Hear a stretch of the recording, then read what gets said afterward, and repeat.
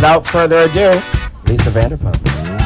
Hello everybody and welcome to World Dog Day. This is our 7th annual World Dog Day event and I'm so excited and happy to be here.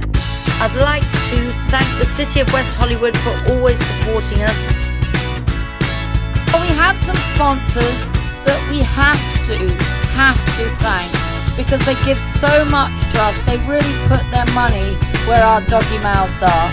Especially our title sponsor, Nutrisource. It's with companies like you and each and every one of you that are here today that help us with our mission.